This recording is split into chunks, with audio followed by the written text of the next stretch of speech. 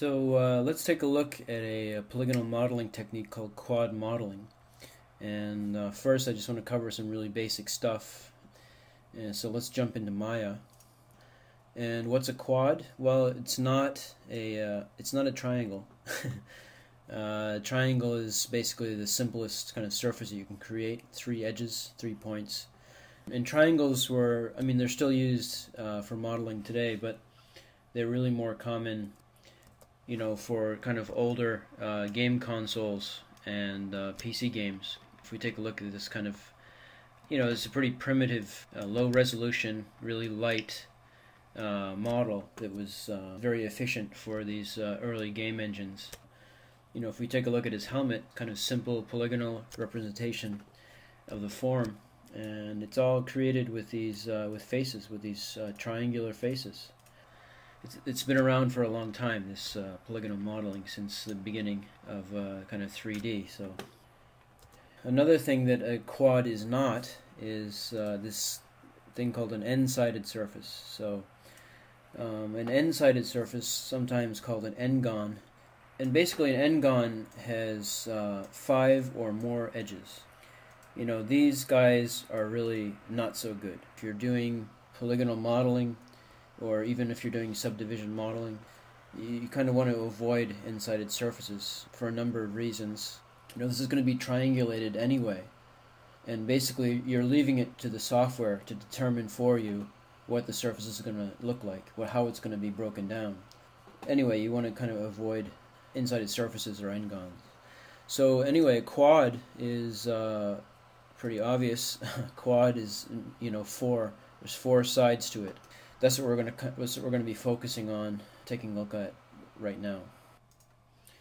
So what is quad modeling? Well, basically it's a polygonal modeling method used to break down any complex form into a surface that only contains 4-sided faces, so quads basically. And quad modeling can just be creating quad models, for example, like quad game models, but this time I'm going to be focusing on using quad modeling for creating high resolution surfaces. So basically the quad modeling techniques will be used with either the smooth tool, or you can also use subdivision surfaces. So what are the advantages to using quads? Well, one of the big ones is that they're very predictable when we're doing smoothing or we're converting to a subdivision surface. And I'm going to jump again back into Maya, take a look at this part here. This is a part from this is kind of like the gear mechanism for a guitar that we're going to be modeling really soon. But this is created completely with quads. Even though, if we take a look at this top here, it looks like a triangle, right? But in fact, there's around this face there's actually 4 edges. If we take this and we smooth it, okay, and maybe we'll do that again, you can see that even though the geometry is much smoother and more complex, okay, so this is much smoother, there you have this really nice and clean kind of edge network, okay, that's running around the surface and following the edges. So it's very easy to see if you're having any problems, which leads me to the next advantage of using quads, is that they're easier to troubleshoot.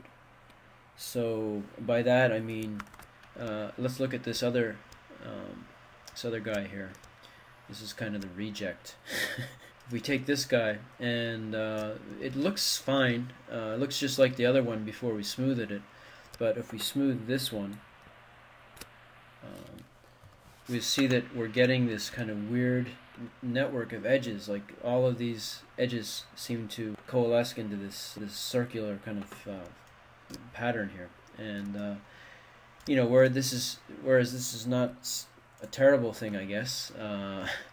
Maybe you might want to have something coming out of here, for example, to extrude something out. You don't want to do it this way. This is just a mistake. So if we look at the wireframe again, basically we had a problem here. One of these points was not connected, okay? So we have this hole in the polygonal surface. So when you smooth, these things become really obvious. So another kind of good reason for using quads is that it tends to be more flexible. So if you build something using a quad method, you can easily convert the quads into tris, because basically a quad is, if you split a quad from corner to corner, you get two triangles. So if I show you this in Maya, here's a surface built with quads, and if let's say I just smooth it once here, it's just a more complex quad surface. If I go, for some reason, I have to go in here and convert this to triangles, it's going to be very predictable here. The surface is not going to change very much, but now it's completely made with triangles, so that's another good advantage. One final point is that if we do need to convert to subdivision surfaces, it works really nicely as well. So let's just back out of here for a second. So let's convert this to sub D surface. Okay. So it's pretty nice and clean.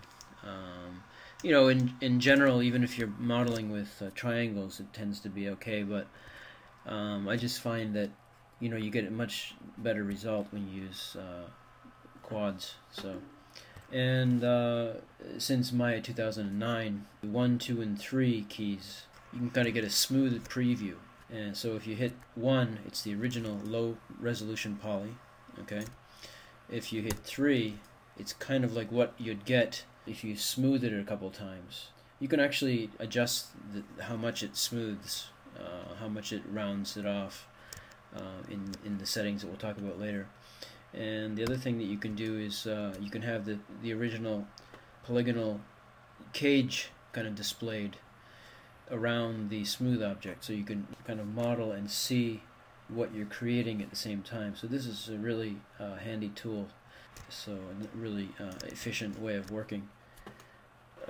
I guess that's about it. The other little point is that I find that when you're UV mapping, it's visually easier to see what's happening in your UV mapping when you're working with square shapes, just the way that it lays out and stuff.